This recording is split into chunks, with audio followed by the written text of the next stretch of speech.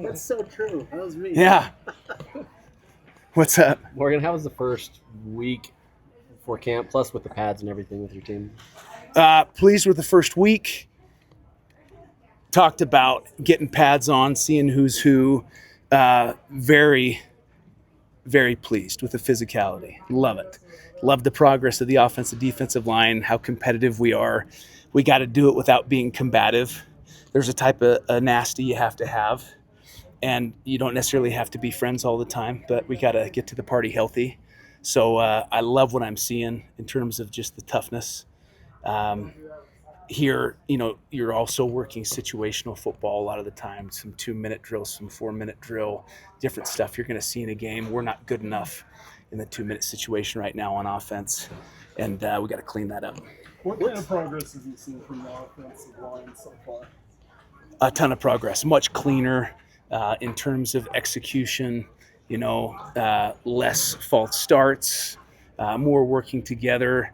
And I'd say, Kyle, you just look at the body compositions on these guys. They're a lot stronger, a lot tougher, a lot more durable. And so, Coach Gross, Coach Gerke, as well as Coach Saunders and his strength staff have done a great job getting those guys ready for fall camp. And it's showing up, particularly in 9-on, really it's the run game that you want to see these guys tee off and see how physical they are. So I'm loving what I see. Ideally, when would you get those starting 5 on the line? Ideally today, but it's a work in progress, and those guys know that they're continually competing. Once we feel like we've got the right 5, they'll know it, because it's important that those guys, gel. But right now we're not there. Last week, Coach McGivern said the install was a lot better than it was in the spring. Just what did you see from, the offensive progression from, the end of fall or end of spring to now? I would attribute it to those players getting together and going through their scripts together, making sure that you have leadership from the quarterback position and guys that are bought into getting better every day. So the reason for the better execution was what they did, during our time off as coaches and the player-led practices. The competition behind Wayshawn Parker at running back, Steve Chavez Soto being key to that. What's going to be key to his development and locking down that RB2 spot? Well, it's all their development. And each guy, Marky's done a great job of being clear with them on what he needs to see from them. Chavez Soto, it's maybe running a little bit more behind his pads, staying a little bit lower, a little bit more consistency, catching the ball. Same thing with Bam. Matiaki Helu is a guy that we've been waiting to get healthy. He's finally to that point, and so we'll see what he brings. He's a very hard runner. And I like what I see out of Hunter Andrews. We're going to give some reps there at the running back position, give him a little bit of versatility, add in there the ability to hand it to our rhinos. I'm putting that out there. I want to see Semi and Sione get the ball. That'd be fun, wouldn't it? But yeah, each one of those guys knows what they need to do to get better. And Bray, for that matter, Bray is a guy that wanted to be more of an every down back, and so he's got to continue to put on the weight and spend time in the weight room. All those guys understand, and it's made very clear to them what they need to do. With the defensive line, what are you liking so far, and where do they still need to improve?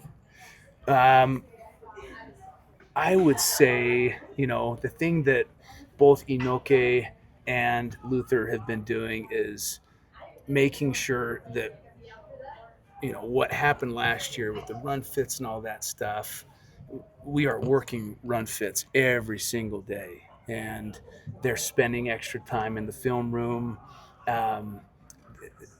becoming, much more football intelligent, situational football. I love the toughness too. Some of those guys that were, Poo-Poo, Carsons, your younger guys last year, having to step up and take a leadership role. So just like the offensive line, you're kind of sitting there at the beginning of fall camp. What progress did we make? We made a ton of progress, and so can't quite tell you right now who those starting D tackles are going to be. There's a lot of competition at the DN spot as well, but we do have quite a bit of depth at the DN spot. D tackles where we're trying to create a little bit more depth. Morgan, Coach Shaw talked a little bit about just Indiana being kind of a blueprint for success in the modern era of college football. I'm kind of curious, what have you kind of learned from their championship run that you want to apply to your own program here? I know that's kind of a macro question, but just what are your takeaways on that? Well, I would say you want to be a complete team. The thing that you see with Indiana, they were very good offensively. You look at all their statistics, and they're sitting there really in the top 25 or top 12. If you're talking about making the playoffs, you're looking at your top 12 teams and what they're doing. Indiana is not only were they efficient on offense, they were very stout and physical on defense, and on special teams. You look at punts blocked, you look at all the different special team statistics, and they're showing up in all those. Add to that, they're very disciplined. I think them and Ohio State were the only two teams in college football that were in the playoffs and had the least amount of penalties. The Indiana was like one or two, I can't remember, but that, not only are they playing good football, they're disciplined. They are disciplined. They're not jumping off sides. They're not doing stupid penalties that lose you games and ruin situations for you. So, that's what you want to see out of your team is just complete football, playing tough, playing smart, and being disciplined. Urban Meyer was here Last morning. over, I think on Friday or whatever.